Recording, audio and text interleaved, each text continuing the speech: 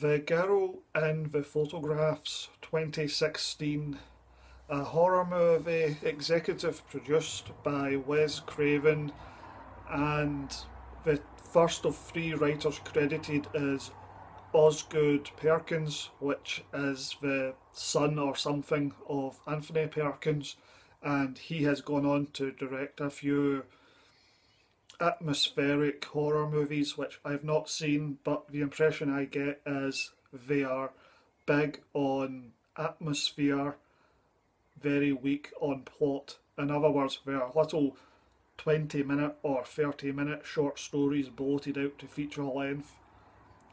Some good material, padded out with lots of long-winded bloat.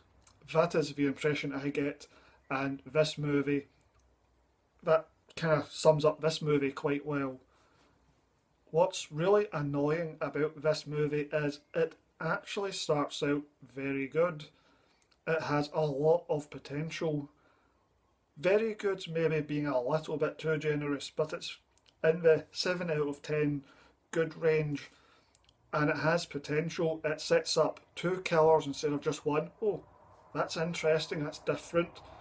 And if there's two killers, they can talk to each other and we can get actual motivation, and it's just more interesting instead of just one silent killer. Having two people, to me, that's just a very interesting and strangely rare twist on horror movie tropes. And the stuff with the obsession with photography, that's interesting. It's just, there's a lot of interesting material at the start, and it just seems a bit more intelligent and a bit more thoughtful than other horror movies. It's not a slasher movie, at least. It does seem to have a proper plot, and that's the thing. It seems to, but it doesn't really, and the movie goes nowhere. It is very irritating, very frustrating. I would say the first possible half hour or 45 minutes are good and convincing as a proper narrative, and then it doesn't go anywhere. An actual story does not really develop. It sets up a bunch of things and it pays pretty much none of it off. The story just doesn't develop, and it just comes to a bloody climax, and nothing is explained. The the killers, one of them is completely silent, doesn't say a word, and therefore the two killers never actually, talk to each other, and nothing is explained. The killer's obsession with photography is never explained. Why does he photograph all these people? Why does he send or make sure that one woman keeps seeing all these photographs of his murders? Why does he want her to see the photographs? I have no idea, because the film does not explain it, does not explore that. Now, the obvious answer is because, or because he's a psycho. Well, yes, that's fine. That is an explanation, but it's not an interesting or intriguing explanation. These characters really need to explain themselves, have a wee monologue. Doesn't even have to be lots of dialogue, just a little bit of dialogue explaining, I'm really into photography because of such and such a reason, and I want you to see these photographs because of such and such a reason, and my obsession with you is for such and such a reason. Now, why is he obsessed with her? Well, you can work it out for yourself, because he is sexually attracted to her, and he's a psycho, and he can't just go up to her and ask her out on a date. Fair enough, but it's all very surface level. It's not very, I've got to keep using this word, interesting. It's just not very interesting if none of it is explained, and the thing leads up to a massive anti-climax. I mean, half the climax is off screen because the movie just cuts away from it, and it's just a bloody climax, and it's very disappointing. The story ultimately goes nowhere and doesn't really have an ending, doesn't explain anything. Why did I just watch all this? Why did he do what he did? None of it's explained, and that's not great writing in my opinion. It is very unsatisfying, very disappointing. Also, for a horror movie, it was not tense or scary in the least. I just don't think it convinced at all as a scary movie.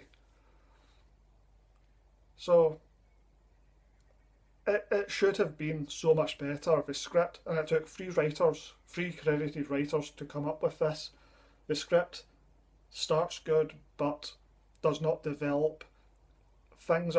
Mysteries are set up and are not explored, explained, or satisfyingly resolved. A lot of it is just left unsaid. Why people do why they do. It is not explored. I guess it decides to go for atmosphere over actual plot, proper story. It's quite a classy movie by horror movie standards. It's clearly adequately financed and it's written competently on a scene by scene basis. The overall structure is a disaster. As I've already mentioned, it goes nowhere and is deeply unsatisfying, but on a nuts and bolts, scene by scene, moment by moment basis, it's some of the dialogue's actually quite good. It's by horror movie standards, it's a fairly classy production, but the story leads you up the garden path and ultimately goes nowhere and just ends very unsatisfyingly with no explanation. There's no explanation, for example, between what is the relationship between the two killers. Are they brothers? Are they friends? Why do they agree to work together and do this? There's just no explanation. It's not explored. Uh, at the end, we don't know the fate of the female lead. They seem to think a cool image is enough of a climax, but it's not. It's just not enough. It's That's your whole climax to a 90-minute movie, and it just leaves everything up in the air. That's not being ambiguous and interesting. That's just not finishing your story. I really did not care for the ending. It's as though someone wrote the first half of a script and then either couldn't be bothered to finish it or ran out of ideas or just ran through the ending and all the carefully constructed mystery, etc., was ignored and they just ran to the end as quickly as possible. And it's a case of what will we do for the end? How do we tie it up? Oh, let's just have a great big massacre where everyone dies. That way we don't have to do any thinking, any intricate plotting. All we have to do is have a bunch of murders. And the murders in the movie are they're okay. They're a bit too subtle, like the violence is mostly off screen. There are some strong scenes, especially in the first half.